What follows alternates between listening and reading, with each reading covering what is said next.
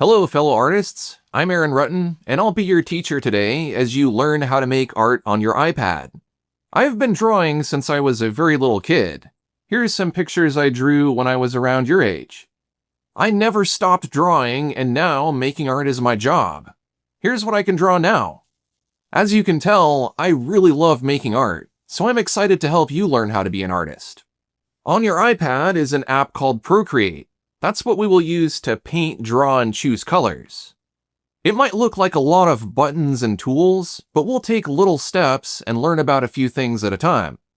There's some big menus with a lot of words you may not recognize, but don't worry, you won't need to use a lot of this stuff. I'll show you what's important and what to avoid, and I'll even give you tools to make it fun and easy to make art. Because I want to be able to help even the youngest of artists, I will be explaining things using simple words. I also want this lesson to be fun, so I might describe things in a creative or silly way. I also want to mention that this isn't a super long lesson, but you may want to take breaks as you go along. You can pause the video and start it again when you're ready. Okay, I'm ready to start making some art. How about you? Great, let's do it. With your iPad turned on, let's tap on Procreate to start making art. You can tap with your finger or with a special pencil like this with a little apple on it. If your grown-up did not give you a special pencil like this, do not try to use anything else like a crayon or a pen to draw on the screen because it will hurt the iPad. We want to be very careful with our iPad and the Apple Pencil and remember the rules your grown-up told you about using them. When you open Procreate, you might see some artwork if you have already been using your iPad to draw. Or you might see the gallery, which looks like this. If you are seeing artwork or a blank paper, then I want you to tap up here in the top on the left-hand side of the iPad screen. Left and right can be a little tricky for some younger artists, so if you're having trouble finding left, make an L with your finger and thumb. See how this one looks like an L? That's the left. The gallery is like a book filled with all the pictures you've made. If you've already made some drawings, they'll be in here. You can see some of mine. You can go to your gallery to look at the pictures you have made anytime, even while you are drawing. Just tap here where you see the word that starts with a G. I'm sure a lot of you have drawn on real paper before, or maybe even painted on a canvas. You can draw with pencils, crayons, or markers on your iPad, and you can also make art with paints. To make it easier to teach you, I'll just call the thing we're drawing on paper, but you can pretend it's canvas if you like that better. As you know, when we start a new picture, we start with a white piece of paper that doesn't have anything on it. If you are still in the gallery, you can see a little plus button in the top right of the iPad screen. You might have seen this shape before when learning about adding numbers. We want to add a new piece of paper to draw on and make it go inside of the gallery, so I want you to tap on the plus button. After you tap, a box will open. Don't worry about all of the words and numbers. These are different sizes of paper from big to small and in different shapes. To make it really easy, you can always choose this top one which says screen size. You can also look for the P3. I want you to tap on this. This will make a piece of paper that fits perfectly on your iPad screen. Let's see if this new piece of paper is inside of our gallery. Do you remember how to go back to the gallery? That's right, we tap in the top left on the word gallery. Look, there it is. You can use the plus button anytime you want to start a new drawing on a new piece of paper. Since you already have a piece of paper, I want you to tap on it. The paper gets bigger so you can draw on it. This is how you tell your iPad that you are ready to draw on this paper. Have you ever heard of explorers? Those are people who go to new places and discover new things. You're kind of in a new place now with a lot of strange tools and words you've never heard before. You might be able to guess what some of these do. This button looks like a paintbrush. I bet you can guess what this one does. Here's one that looks like a loaf of bread. And here's a sandwich? This one sort of looks like a duck if I put some eyes on it. Is the duck here because it wants to eat the bread? Wait, I thought we were making art, not sandwiches. I'm just being silly. These buttons don't have anything to do with ducks or bread. We will learn what these can do later. For now, I just want you to look around at everything you can see on the screen. I like to imagine that this is my desk where I make my drawings. I have my paper on my desk, and I have all of my art supplies around it like my paintbrush and my paint. It would make a big mess to have everything all over our desks, so we usually keep our art supplies in a box or a drawer and take out what we need.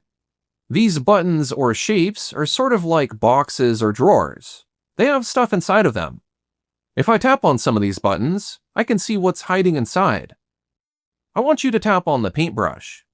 A box opens called the brush library. We will learn about this later, but for now, I just want you to practice opening and closing these boxes. To close it, I want you to tap on your piece of paper. Now the box goes away. If only it were that easy to put things away in real life. Next, I want you to tap on this circle in the top right of your iPad screen. This opens a box with all of the colors you can draw with. What's inside your box might look different. I want you to tap on these buttons at the bottom of the box so you can see how what's inside changes. Again, I know this looks like a lot of stuff to remember, but when we learn about choosing colors, I will show you which things are important. All we want to do now is explore so you know how to open and close these boxes. Do you remember how to close a box? You got it, just tap on your piece of paper. There are some buttons that beginner artists do not need to use, like these in the top left. Once you learn more about making art on the iPad, you can start to explore these, but I would like you to not touch them for now. The reason why is that you might change some things that make it harder for you to draw. If you do accidentally open one of these boxes, it's okay. Don't tap on anything inside. You can close the box by tapping on your paper. Some of these buttons will open special tools. You can see that something is accidentally turned on when it has a blue circle around it. If this happens, just tap on the brush tool and that will make you go back to drawing again. Now that you have explored a little, I think you might be ready to try moving your paper around on your desk. You already know that you can use one finger to tap on your iPad touchscreen, but did you know that you can use 2 fingers or even more than that? You don't have to copy me here, but I'm going to use my paintbrush tool to draw a little stick person to make it easier to see what I am doing to the paper. Let's start with what we can do with 2 fingers. I want you to touch your iPad screen with 2 fingers and pinch them together. I like to use my pointer finger and thumb like a crab claw, but you can use whichever 2 fingers work best for you. Maybe you prefer scissor fingers. When you do this, the paper looks like it gets smaller. This is called zooming out, and it's sort of like looking at your picture from far away. Next, I want you to use 2 fingers to touch your paper and slide it around. I like to use my pointer and middle finger, but again, you can use whichever fingers feel right to you. Remember how I said this is your desk with the paper on it? When I do this, it's like I am sliding my paper around on my desk. Now I want you to use the pinching fingers, but this time spread your fingers apart. If I am using duck fingers, then opening the duck's mouth is what I want to do. Now the paper is getting bigger. This is sort of like looking at your drawing really, really close. The paper can be so close that you can't see all of it. The whole drawing is still there, it just doesn't fit inside the iPad screen any longer. If I zoom and move my paper, I can make my stick figure move to the middle of my iPad screen. You don't have to zoom while you are drawing, but it might make it easier to draw sometimes, especially if what you are drawing is something very small. Sometimes your paper might accidentally get zoomed too big or too small. If this happens, the easiest thing to do is to use what I like to call the chomper. If I use 2 fingers to chomp the iPad screen, it will make the paper jump to fit on the screen. Let's practice a bit with zooming, moving the paper around on your desk, and chomping to make the paper fit. Now that you know how to move your paper around, I think we're ready to actually draw something. Anytime you want to draw or paint on your paper, tap on the paintbrush tool. This tells your iPad that you are ready to make a picture. If the paintbrush is colored blue, then you'll know it's ready to go. If the brush is already blue and you tap on it again, then the brush library will open. Just like you can go to the library and look through a lot of books that are organized, this brush library lets you choose brushes and other art supplies. When you are making art on an iPad, anything you draw or paint with is called a brush. Even if it's a pencil or a marker, we just call it a brush. These brushes are organized into boxes for different types of art supplies or drawing styles. For example, you can see there are brushes for drawing and brushes for painting. These boxes are on the left side of the brush library. On the right side of the brush library are what is inside each of the boxes of brushes. The drawing box has pencils and pens, and the painting box has bristly paintbrushes. As you can see, there are way too many brushes to choose from, so I have made it easy for you by offering some brushes I created. You'll need to ask your grown-up if they have these and if they can add them to your iPad. This way, you don't have to worry about reading or trying to guess what these other brushes are supposed to do. If your grown-up added them, these brushes will be here at the top of this box on the left side. Look for the one right underneath the star called Kids. If you do not have my Kids brushes, that's okay. You can still follow along with me using the other brushes. If you have the Kids brushes, I want you to tap on the crayon brush. If you're using the other brushes, then choose anything in the drawing box. When you tap on a brush, it turns blue. This tells your iPad that you want to draw with this brush. If you tap on a brush when it is already blue, the brush settings will open. This is another box I want you to leave alone since it can make it harder for you to draw. It's easy to accidentally open this box, so when it happens, don't tap on anything in here, just tap on Cancel. That's the word next to the yellow button. If you do accidentally change some of the brush settings and the brush doesn't work anymore, ask your grown-up to reset the brush for you. Each brush has a line drawn on it, which shows you a little bit about what each brush looks like when you draw with it. What would be better is to test the brush on your paper to see how it looks and feels. To close the brush library, tap on your paper. Before you start drawing, you'll need to choose a color to draw with. If you remember, we can choose a color by tapping on the circle in the top right. I want you to tap on the circle shape at the bottom of this box. That's the disc mode, and it should be the easiest for you to work with. You can also feel free to experiment with the other color modes and use whichever one you like best. I also like the classic mode, which is the square shape, but these other controls are very small and they might be hard for you to tap on. The easiest way to choose a color will be to use the ones I chose for kids. If your grown-up has access to these, ask them to install the swatches into Procreate. Once you have added these, you can tap on these colored squares to pick a color to draw with. All of the basic colors are here like you would find in a box of real crayons, paints, or markers. You can use more than these colors. You can also tap on this rainbow ring to choose a color like red, orange, green, or blue. And then to make a dark color, you tap on the color ball in the middle. I'll tap on a darker blue to make it darker. These little circles show you which color you will be drawing with. If I want a light yellow, I'll tap on yellow on the rainbow ring, then tap on a light yellow on the color ball. You have to remember not just to tap on the rainbow ring, but also on the color ball. If you forget that step, it might feel like you can't pick the color you want. There are also squares of color in the middle of this box, but these are the colors that you last painted with on your paper. This can be helpful if you want to use a color on your paper again. I want you to choose a pink color. It can be light or dark, whichever color you like best. To close the color picker box, tap on your paper. Now you're ready to put some of that color on your paper. Remember, we are using the crayon brush or any of the drawing brushes. Use your finger or your Apple Pencil to draw a wiggly worm. That's pretty good. Can you draw a few more? If your worms look very thin or speckly when you draw with your Apple Pencil, but they look good when you draw with your finger, then you will need to press your Apple Pencil harder on the iPad. If it feels hard to make your worms thick like mine, ask your grown-up for help calibrating your pen pressure. You want it to feel like drawing with a real crayon. Another thing that might make it hard for you to draw is that the size of your crayon might be too big or too small. This thing over on the left of the iPad screen is called a slider. You can tap and hold your finger or the Apple Pencil down and slide this rectangle shape up and down. It sort of looks like an elevator, huh? When you do that, you can see a circle shape that shows you how big or small your brush will be when you draw on your paper. It makes it easier to draw if you can use different brush sizes. For example, I'll use a big brush to fill the paper with a sky. Next, I'll use a medium brush to paint a yellow sun.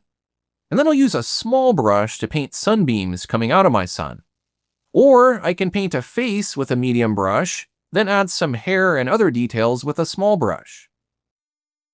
If we pretend this slider is an elevator again, you can think of the line on the slider as a floor.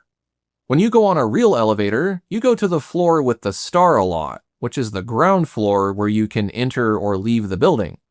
That's kind of what this line does. It helps you go back to the starting brush size. This can be helpful if you have trouble changing your brush or you want the brush to always be the same size. If you're drawing with the Apple Pencil Pro, you might also see the shape of your brush when you hover your pencil and draw. Because brushes can be bigger or smaller than the tip of the Apple Pencil, seeing the shape helps me see how big or small the line will be before I draw. It also helps me line up my lines. If I draw a square, I can use the brush shape to help me make these lines connect. If you don't like seeing the brush shape, you can ask your grown-up for help disabling the brush cursor. There is another slider on the bottom. This slider controls how thick or thin your color is when you draw on the paper. For now, I'd like you to leave the elevator at the top floor because if you move it to the bottom, then your brush will make invisible lines. The line on the slider helps you remember that it should be on that floor. Let's test some of what you've learned. Can you make some worms of different sizes? How about some worms of different colors? Can you draw some worms with different brushes? As you can see, changing your color will not change your brush. And if you change your brush, it will not change your color. Did you notice that each brush can have a different size? Wow, it's starting to get crowded on our paper. I bet you're wondering how we can erase and start over. There are a few different ways to do this. First, you can tap on this shape that I said looked like a loaf of bread. This is the eraser tool. It's shaped like one of these big pink erasers. Just like the paintbrush, you'll need to tap on this to tell your iPad you are ready to erase instead of draw. Also like the paintbrush, you need to tap again on the eraser tool to open the brush library, and then choose a brush shape to erase with. I want you to select the Erase Hard brush or any of the drawing brushes. If I erase on my paper, I will remove all of the pink color. Other brushes might erase faster or slower than this. I want you to try the Erase Soft brush next and see how it is different. Now when you erase, only a little pink is removed. Keep scrubbing and you will remove more. Just like when you draw with the paintbrush tool, you can use the slider to make the erasers bigger or smaller. The other kids' brushes can be used as erasers too. You can experiment to see how each of these erasers look. I don't know about you, but I'm getting tired of doing all this erasing. Let me show you a faster way to erase if you just want to erase everything. Hold up 4 fingers, spread them apart, and boop the screen to clear it. Now you can see all of the stuff I drew disappeared like magic.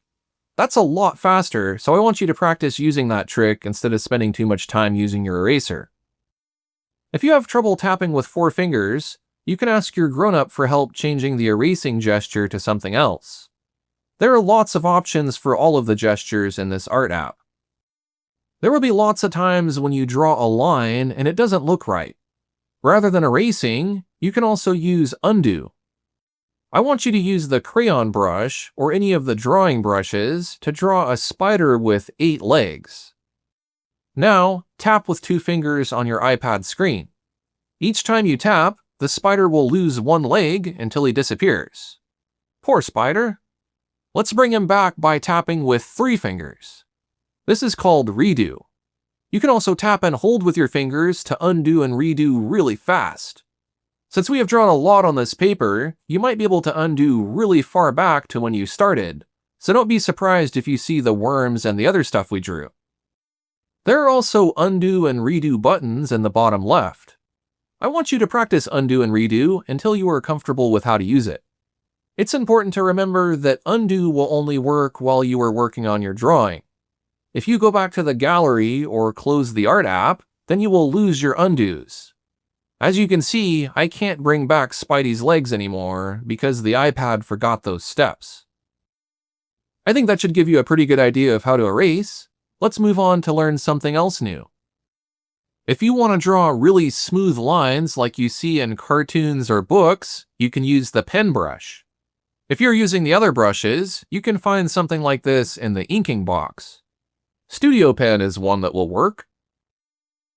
The pen brush is sort of slow like a snail. Because it's slow, it is easier to control. I'm sure you can feel how slippery the iPad feels if you're drawing with the Apple Pencil. If you draw with this brush, it will feel easier to make straight lines and smooth curves. You can draw all sorts of shapes with this brush. I'll draw a circle, a square, and a triangle. Can you draw these shapes? If you feel like the pen brush feels too slow or hard to draw with, try drawing slowly. You can take a break from this lesson and draw a silly face if you like. We can use this face for our next lesson. I'll draw some more circle shapes to make this bug guy. Again, I am drawing slowly with this brush. Coloring is something a lot of artists enjoy. I'll show you how to color using my bug character. You can follow along with the character you drew as well. I have two brushes that work really well for coloring: marker and watercolor. You can explore the other brushes and find some that work the same, like inking marker. When you color over the lines you drew with the pen, you'll be able to color just like in a coloring book. If you use other brushes like crayon or paint, you will cover your lines. But there are other ways to color inside the lines, which I will teach you later. I'll take a moment to color my character with the marker. I can build up the color by drawing over the same place again and again. I can also mix colors together. I do have to be careful to stay inside my lines though, if that's how I want my picture to look. If not, then it's okay to color outside the lines.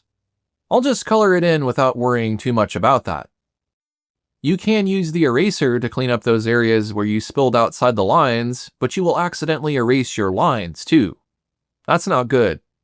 Let me show you a different way to color inside the lines that might work better for you. I'll tap with 2 fingers to do some undos until I remove all of the color from my lines. Let's look at the color circle in the top right we used to pick color. I want you to tap and drag this color onto your paper inside the shape you want to fill in. I'll use a green color to fill my bug's face. You can see that, like magic, the color stays inside the lines. This is called color drop because you drop the color on your paper. I can drag the color circle again to fill in any other shapes I want to be green. Then I will change my color to fill in the nose and eyes. I'll boop the screen with 4 fingers to clear this bug character. If you want to make your paper a different color, you can do that too. Let's say I want to paint a picture of a tree with a blue sky and clouds. I could zoom out and use a big brush like this one called Paint to cover my paper with blue to make the sky, but it would be faster to use color drop. The paper fills with paint, and I have an instant sky. After that, I can use the paintbrush to draw in some white clouds, then a brown tree trunk, and finally some green leaves. There are other paintbrushes you can use in the painting box if you don't have the kids' ones. If you try something like this yourself, I bet you'll have a pretty nice looking landscape. Part of the fun of working with real paint is mixing colors together and making a big mess. You can do that on the iPad too, using the smudge mode. I think I said this looked like a duck earlier. It's actually supposed to be a hand with 1 finger smudging. If you followed along and drew a landscape with me, then we can smudge that. But if not, I want you to use the paintbrush to paint some red next to some yellow like this. You can use any brush. Just like the paintbrush in erase mode, Smudge needs you to tap on it to tell the iPad you want to smudge. But you also need to tap again to choose the brush shape you want. All of the kids' brushes can smudge. Take a moment to try them out with different colors and see all of the fun mixes you can create. One thing that might be a little strange is the way colors mix on the iPad. You probably know what color you get when you mix yellow and blue. That's right, green. But if I use my paintbrush to paint and mix those colors together, you can see it created a yucky gray color in between. Most colors look good when you mix them, but if you look at your rainbow ring in the color picker, the colors that are opposite to each other are going to make gray when you mix them. So that is just something to remember when you are painting. If I want to make my blue paint fade into yellow, I can just add some green in between and then smudge it. Let me show you a fun trick to make switching between painting, smudging, and erasing much faster. Tap and hold on any of these buttons to make the brush shape you are using copy to that mode. As you can see, I am painting with the paintbrush, and if I want to erase with it, I can tap and hold on erase. You don't always have to use the same brush shape for painting, smudging, and erasing, but it can sometimes help your drawings look more natural. As you can see, if I erase my paint with a soft eraser, then it doesn't match. I have these soft edges, but everything else is sharp and smudgy. If I use the paintbrush in the erase mode, then you can see how I get sharp erasing that matches the sharp paint edges. At this point, you might have drawn something that you want to show to your grown-up or your friends. So next, I'll teach you how to save your drawings. Saving is actually so easy that you've already done it and you don't even know it. That's because the iPad automatically saves your drawings for you. When a drawing is saved, that means you'll be able to go back to it and look at it or work on it again. The pictures you draw will live on your iPad forever as long as you don't move them or throw them away. So you can turn off the iPad screen and come back to your drawing and it will still be there for you to work on later. I'm sure you remember the gallery where you can find all of the drawings you made. The button for that is in the top left of your iPad. When you go back to the gallery, this also saves your art, but it protects it a bit more, like if you had all of your art in a book and you closed it to keep your art safe. What if someone younger than you got a hold of your drawing and drew over it or erased it? If that happened to me, I'd feel pretty sad.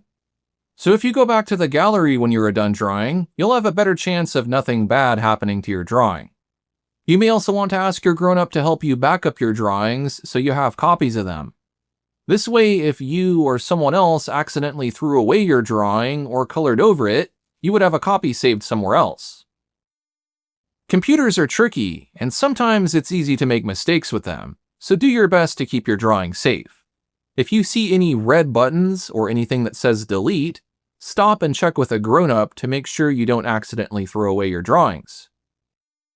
You can tap on your drawings in the gallery to open them and show them off, or work on them some more.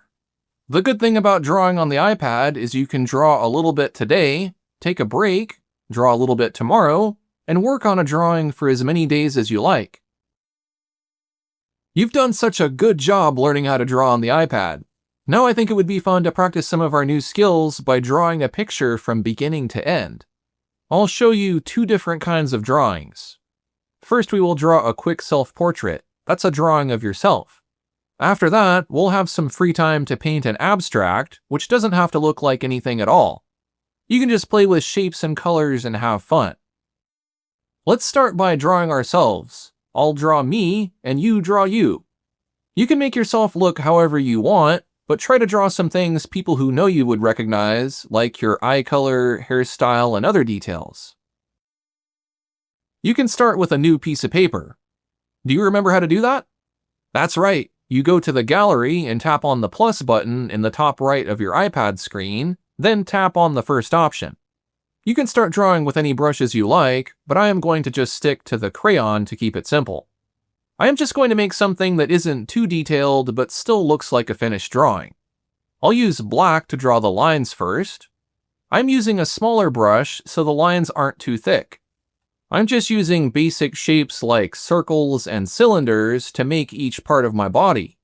My head can be a circle, my eyes can be circles, my body can be a bunch of different rectangles. My hands can be circles. If I decide, nope, I don't want circle hands, I can undo or erase and draw them the way I want. I'll draw some other details like my mouth and hair. Now I'll switch to the marker brush and color inside the lines. If I don't like the color I chose, I can undo and try a different one. Don't forget that you can do things on the iPad that you can never do when drawing in real life, so always use that power. I'll color in my clothes with different colors. People have all sorts of skin colors, and they can be tricky to find. You'll want to pick a yellow, orange, or red color on the rainbow ring, then try to find the color you want from inside the color ball. You might need to change the ring or the ball a few times to get the color looking right. My skin is sort of an orange that is really light. And that is a pretty good looking self-portrait if I do say so myself. With a lot more time, I could make it look a lot more like me, but I just want to show you how to get started and you can spend more time on your drawings. When you are finished, go back to the gallery to make sure your drawing is saved. Feel free to take a break if you need to, or if you're ready to create one more painting, let's continue on. I'll teach you how to make an abstract painting this time. I want to create another new piece of paper. This time we'll pretend it's a canvas like you paint on with real paints. As I mentioned earlier, abstract means you don't have to copy a real-life object. You can paint colors and shapes that feel exciting to you. Or if you want to make it a little abstract, you can draw something from real life but make it a little silly. For example, I could paint a rainbow-colored tree. I'm just going to draw some shapes and colors and not worry about making it look like anything. You can choose any colors you like, but you might also have fun using the Harmony color picker, which is shaped kind of like a Y. I'll start with this blue color, and you can see that the other colors move and stay in sort of a Y shape too. If I paint with all of these colors, you can see they look nice together. I am just letting my imagination wander. If you tap on this word here at the top, you can choose from other color combinations. There are some pretty big, hard-to-read words in here, even for a grown-up, so don't focus so much on the words and just try each one to see what it can do. You can always go back to the circle-shaped disc color mode we have been using if you no longer want to use the Harmony mode. And you can add colors from any of these modes. For example, I can select black and paint with some of that. I have sped up the video so you can see me paint this whole thing without having to wait too long. It took me a lot longer to do this in real life, so don't rush through your painting. I think I am happy with my abstract painting, so I'll call it finished. When you are finished, you can sign your work. I don't always sign my work, but you can write your name on yours if you like. You can use a small brush like crayon or paint. The pen will probably be too slow to write letters with unless you are really careful. Once you are done, go back to the gallery to save and protect your work. Now that you have at least one piece of art to show off, it's time to turn your work into a picture you can share. This is something you may need your grown-up to help with if you do not already know how to export images. I'll save each of my pictures as JPEG files, and I can upload them to share online, or I can send them as a message or an email to a friend or family member. Please make sure you have your grown-up's permission to share images with others or post them online. Congratulations on completing the beginner section of this course. You did an excellent job of learning how to make art on your iPad, and I hope you had a lot of fun. You've learned the basics, and that should be enough to get you drawing on your own. If you need a little more practice, you can watch this lesson as much as you like until you're comfortable. Thanks for making art with me. I wish you the best as you grow as an artist.